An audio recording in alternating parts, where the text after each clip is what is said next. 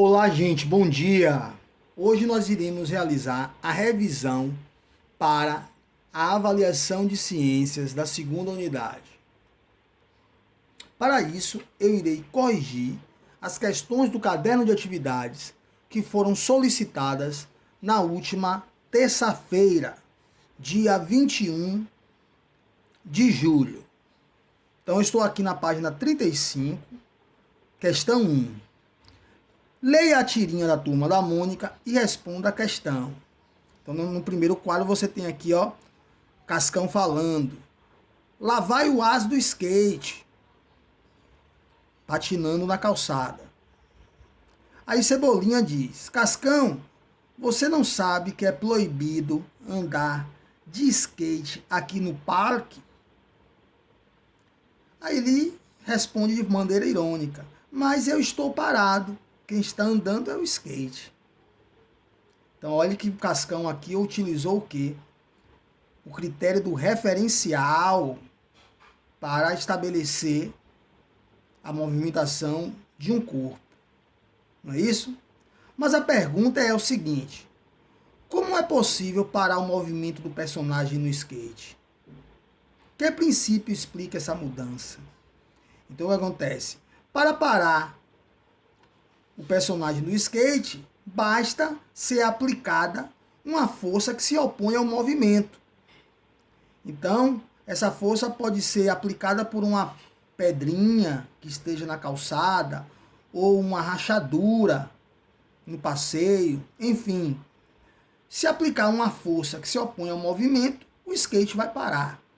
Ok? Agora, que princípio explica essa mudança?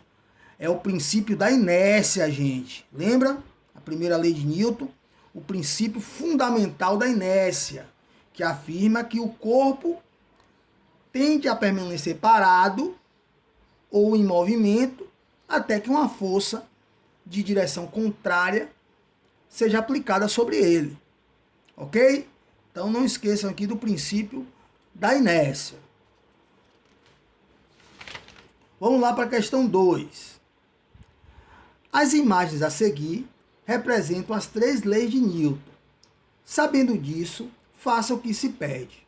Então vamos analisar a letra A. Então você vê o quê? Um rapaz empurrando o carrinho de compras, certo? Então ele está aplicando uma força para mover o carrinho para frente. Só que não vamos esquecer que o atrito do chão, que interage com as rodinhas, vai aplicar uma força contrária. Então aqui seria o quê? A terceira lei de Newton, certo? Nesse caso é a lei da ação-reação.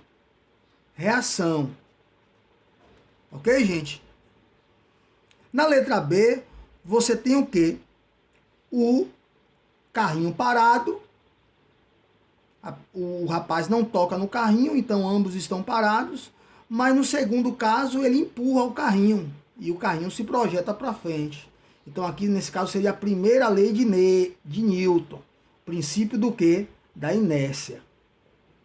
Lembra o que eu falei? Então o corpo que está parado tende a permanecer parado. Da mesma forma que se ele estiver em movimento, ele tende a permanecer em movimento. Ok?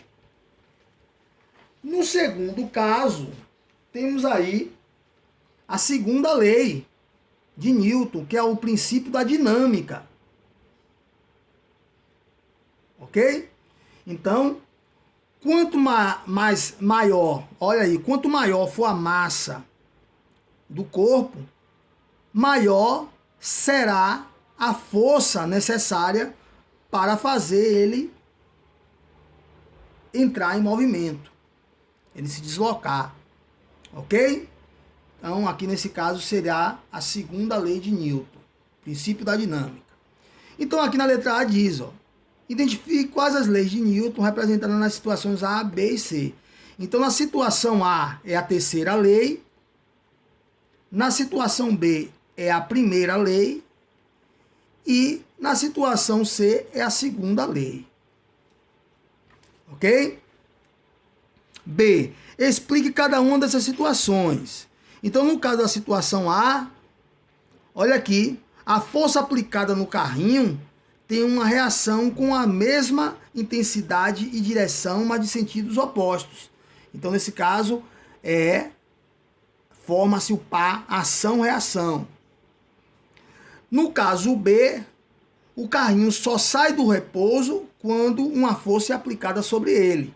Então, é o princípio da inércia. Ok? Se você não tocar no carrinho, se você não empurrar o carrinho, ele não vai se deslocar. E na letra C, você vê o quê? A força no carrinho é proporcional à sua massa e sua aceleração. Ok? Então, quanto menor a massa, menor será a força aplicada para gerar uma aceleração. Ok?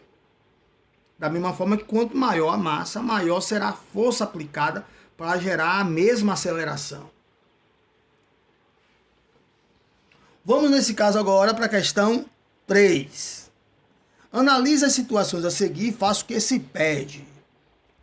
Aí temos aqui a situação 1, 2 rapazes empurrando a rocha na mesma direção e no mesmo sentido.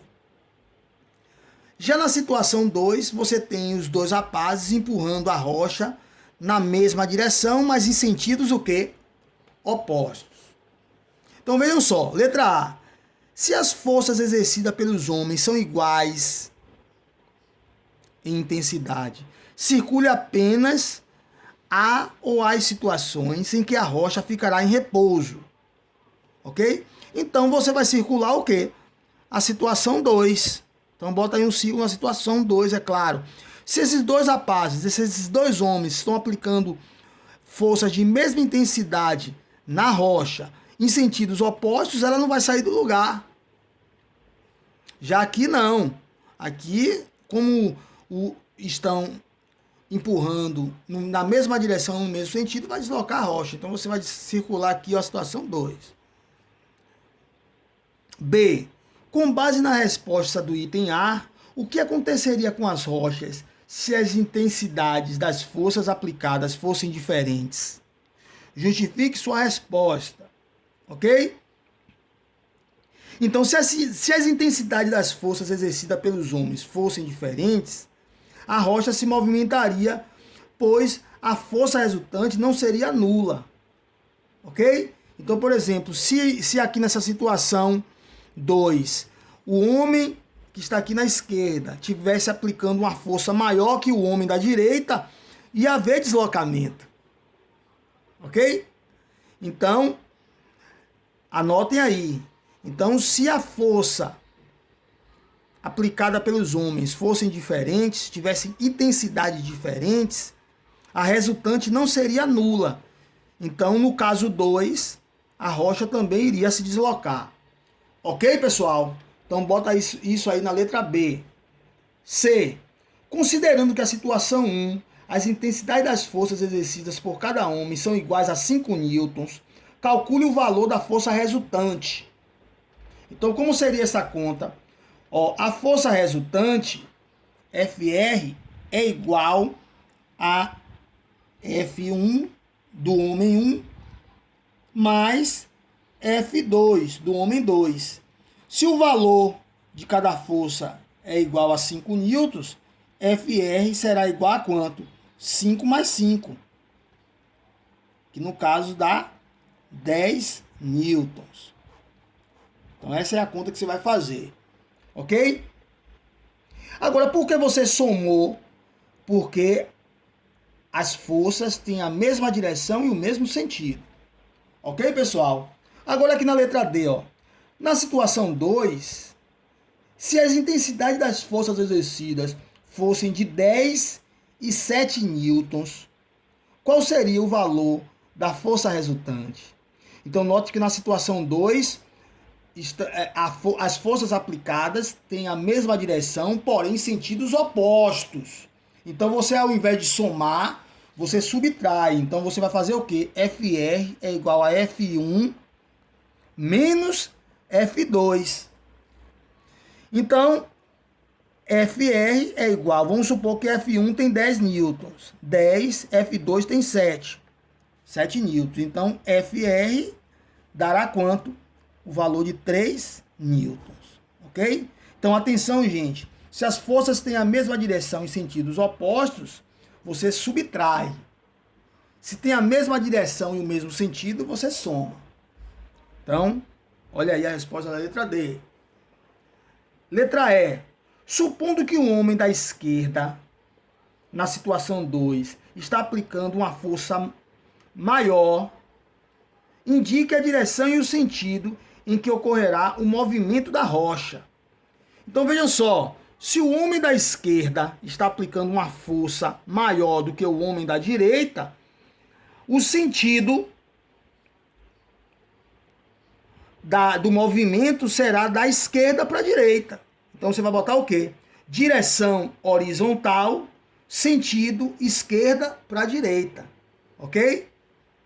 Então, tá aí